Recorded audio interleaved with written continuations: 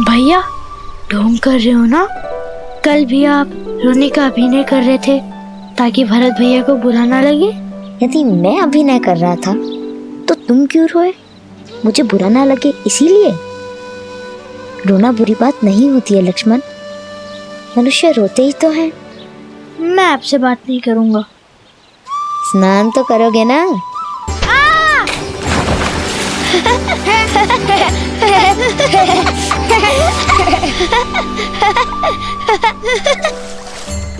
जी भैया।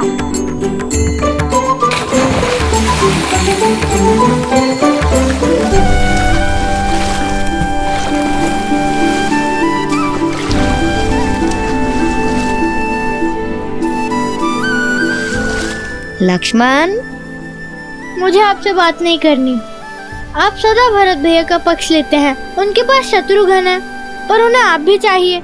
उनके पास कैकेयी माँ है पर उन्हें कौशल्या माँ भी चाहिए, किंतु मुझे केवल आप चाहिए। क्या आपको मेरा स्नेह नहीं दिखाई देता? नहीं, तुम मेरी आंख जैसे हो लक्ष्मण, जिससे हम सब देखते हैं पर वही हमें दिखाई नहीं देती। बस एक आभास होता है कि हमारे साथ सदा है।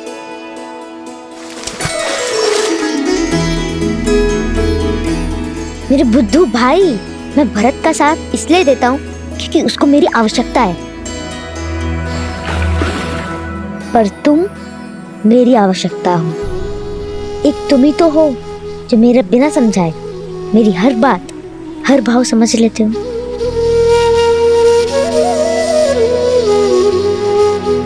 फिर भी मुझसे अधिक प्रेम आप भरत भैया को ही करते हैं।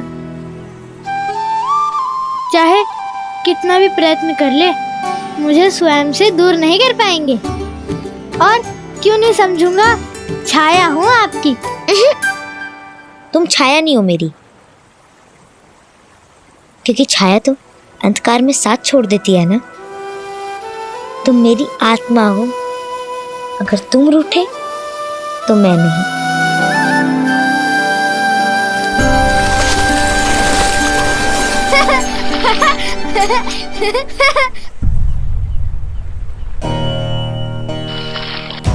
राम भैया, राम भैया,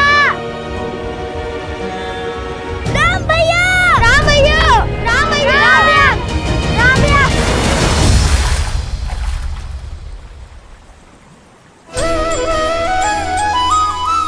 मैं तो यही हूँ। आत्मा को छोड़कर राम जाएगा कहाँ? भैया,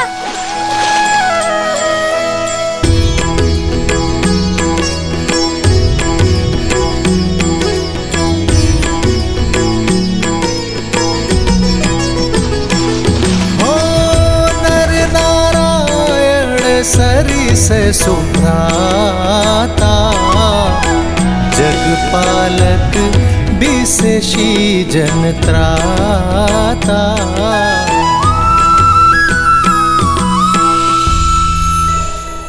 अद्भुत। यदि संसार में सभी भाई ऐसे हो जाएं, तो ये संसार प्रेम के अमृत से भर जाए ना। देवी, यदि संसार में अमृत है तो विष भी है।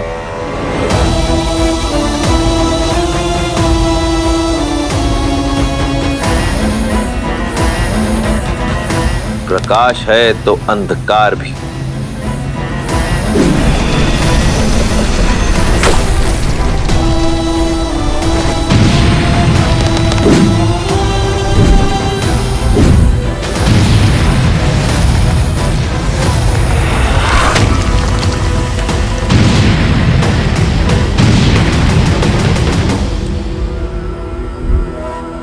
सभी संस्कृतियों का अंत होगा, रहेगा तो केवल राक्षस साम्राज्य। वयम रक्षामः।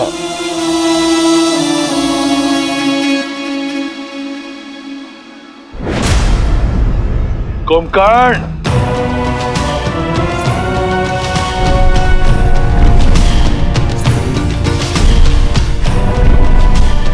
आदेश भैया। जागते हुए तुम अमर हो, और अजय भी। तो जाओ, अपने अजेता से बनाओ अपने भाई को विजेता। जो आदेश भैया।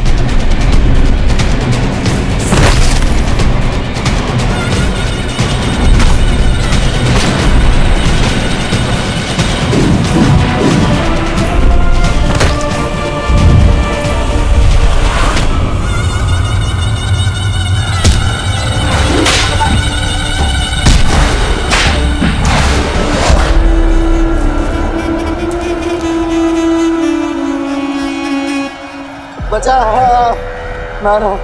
कैसा लग रहा है ऋषिवर? बचा।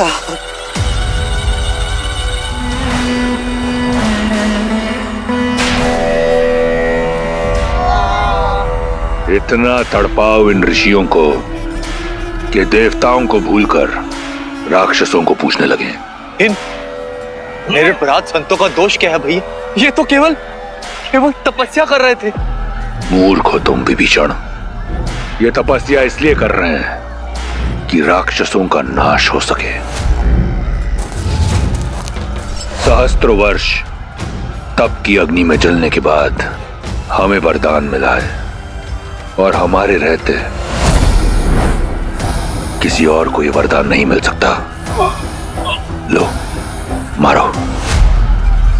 भैया भैया, इन्हें छोड़ दीजिए। ये महापाप है भैया, इन्हें छोड़ दीजिए भैया, इन्हें जाने दीजिए। आज तक पाप की परिभाषा देवताओं ने दी है, आज से पुण्य की परिभाषा राक्षस लिखेंगे।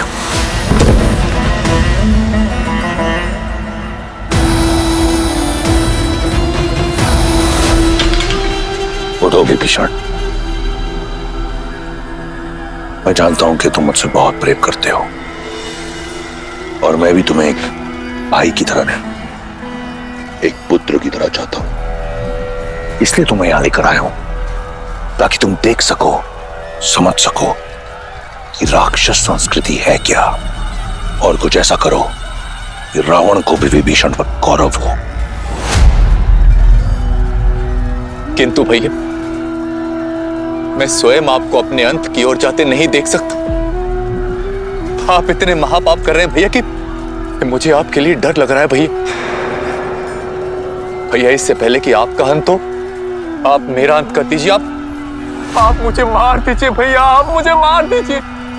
मूर्ख हो तुम विभीषण। कौन मार सकता है तुम्हारे भाई को? न देवता, न असुर, न राक्षस, न यक्ष, न गंधर्व, न किन्नर, न पशु, न पक्षी, न नाग, न कीट, न भूत, न पिशाच, न विताल। नर।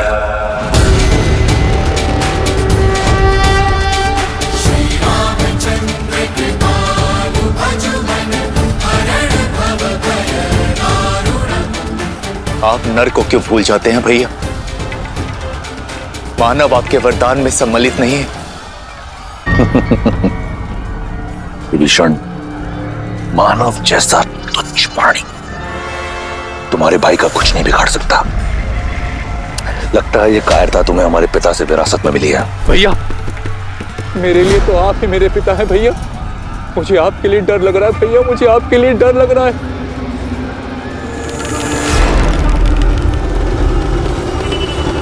तुम्हें मेरे लिए डरने की आवश्यकता नहीं। कुछ नहीं होगा तुम्हारे भाई को, और तुम्हारे इस डर को काटने का मार्ग ढूंढ लिया है मैंने।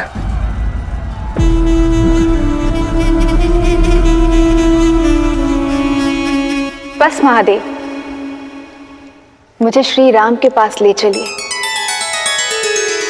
जैसी देवी की आज्ञा। नर रूप में नारायण गुरु वशिष्ठ के आश्रम में भविष्य में आने वाली चुनौतियों का सामना करने के लिए प्रशिक्षित हो रहे थे।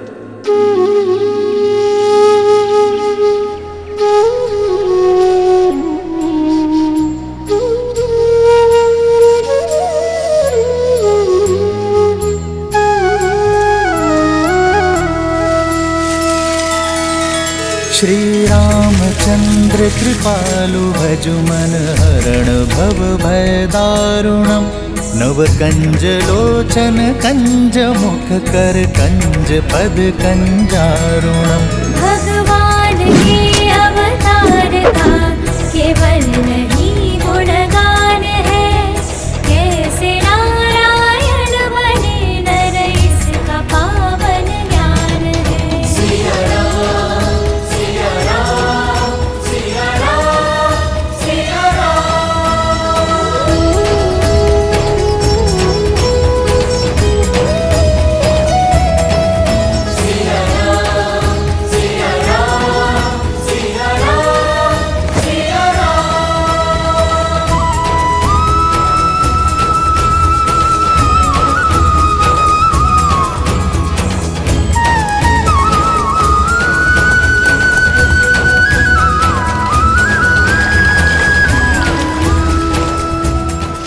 कितने सुंदर पुष्प है, तोड़ लेता हूँ। नहीं भरत, बिना बात के किसी चीज को तोड़ना नहीं चाहिए, ठीक है?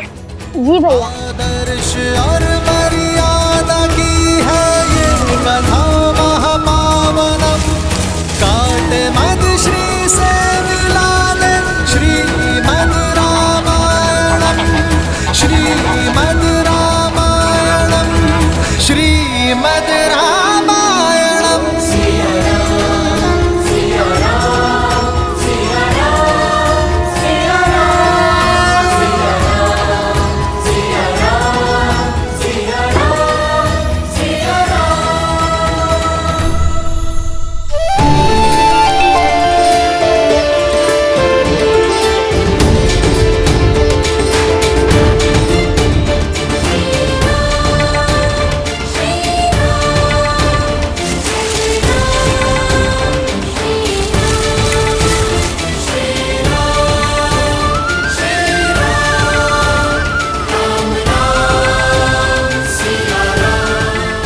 ये सभी पौधे देख रहे हो, ये सभी पौधे अश्वगंधा के पौधे हैं, जिन्हें युगों युगों से वैद्य औषधि बनाने में उपयोग करते हुए आए हैं। देखो इन्हें।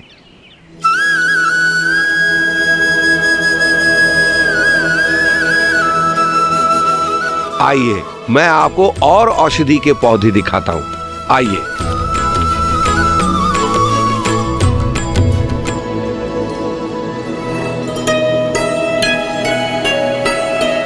पता है कुमार आपको? कुमार कुमार अरे कुमार,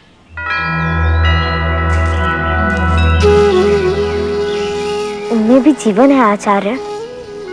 यह अपनी मार्ग चली जाए, फिर हम चलते हैं।